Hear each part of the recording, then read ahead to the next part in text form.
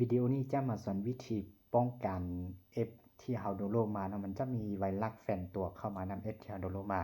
แล้วก็อีกอย่างนึงก็คือวิธีการป้องกันPlay Store ของเราเนาะให้มันดาวน์โหลดมั่นคงโดยที่เราดาวน์โหลดแอปมาเนาะมันจะบ่มีกันไวรัสเนาะไวรัสมันจะป้องกันไวรัสที่แอปเราดาวน์โหลดมามันจะป้องกันโดยที่แอปPlay Store จะป้องกันช่วยป้องกันเราเนาะว่าโดยที่ไวรัสที่เราดาวน์โหลดมามันจะบ่เข้ามาหลายเนาะถ้ามีตัวนี้จะมี2วิธีเนาะก็คือวิธีที่1เข้าไปที่การตั้งค่าเนาะเข้าไปที่การตั้งค่าหลังจากที่เข้ามาตัวนี้ให้ทุกคนต้องเลือกไปเนาะให้ไปเลือกตัวที่เขาเขียนว่าsecurity and private เนาะแต่ตัวนี้เนาะตัวนี้มันจะบางโทรศัพท์เขาจะเขียนว่า security and private ก็คือตัวหลังสุดท้ายกับตัวอยู่นี่ส่งตัวนี้อยู่แถวเดียวกันอยู่ถึงนี้เนาะแต่ว่าตัวนี้มันจะเป็น password and security เนาะก็กดไปตัว security ตัวนี้ก็คือคนใหม่เนาะก็คือความปลอดภัยและรหัสเนาะถ้าตัวsecurity and private ก็คือความปลอดภัยและคนเป็นส่วนตัวเนาะก็กดไปที่ความปลอดภัยเนาะหลังจากที่กดมาเดี๋ยวนี้เนาะก็เข้ามาตัวนี้ก็คือตัวนี้เนาะก็คือการจัดการรหัสตัวที่2เนาะก็คือระบบความปลอดภัยเนาะก็กดเข้าไปหลังจากที่กดเข้ามาตัวนี้เนาะก็คือเราจะมาใส่ตัวนี้ก็คือ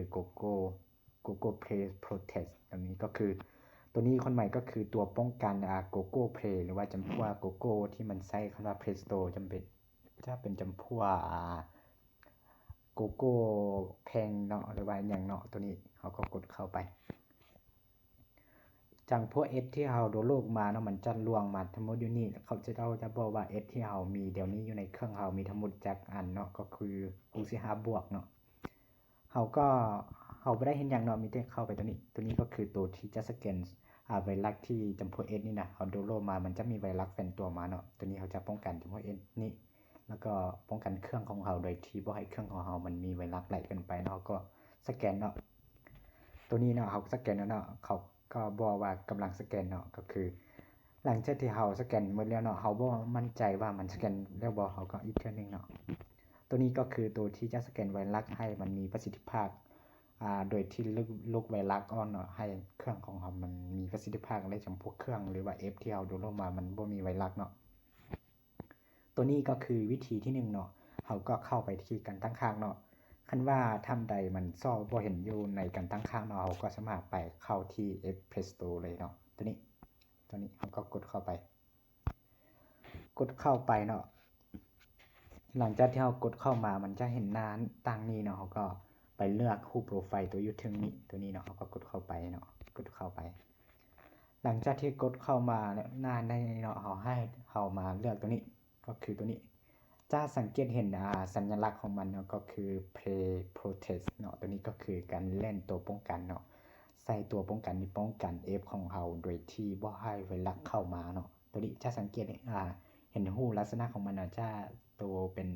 โลโก้ของมันเนาะให้ทุกคนคลิกเข้าไปเนาะนี่มันจะออกมาหน้าคือหน้าเมื่อกี้เลยเนาะหน้าเมื่อกี้อยู่กันทั้งข้างมันจะลวง F ที่เรามีเนาะเอาก็เข้ามาตัวนี้เอาก็สแกนเนาะก็คือเมื่อกี้มันจะเป็นตัวบอกหรือว่าเป็นตัวสแกนไวรัสเนาะก็คือบ่ให้ F ที่เราดาวน์โหลดมามันมีไวรัสไหลกันไปหลังจากที่เราเฮ็ดแล้วเนาะก็คลิปนี้ก็หมดเพียงเท่านี้เนาะตัวนี้ก็เป็นคลิปวิดีโอที่มาสอนสั้นๆเกี่ยวกับวิธีการป้องกัน F ที่เราดาวน์โหลดมาเนาะโดยที่บ่ให้มันมีไวรัสเนาะแล้วก็อีกนึงก็คือป้องกันF Play Store ของเราเนาะโดยที่มันใช้ดาวน์โหลดไหลมันจะมีการดึงไวรัสเข้ามาในเครื่องเรามันก็สามารถช่วยตัวนี้ในการแก้ไขป้องกันเครื่องของเราได้เนาะ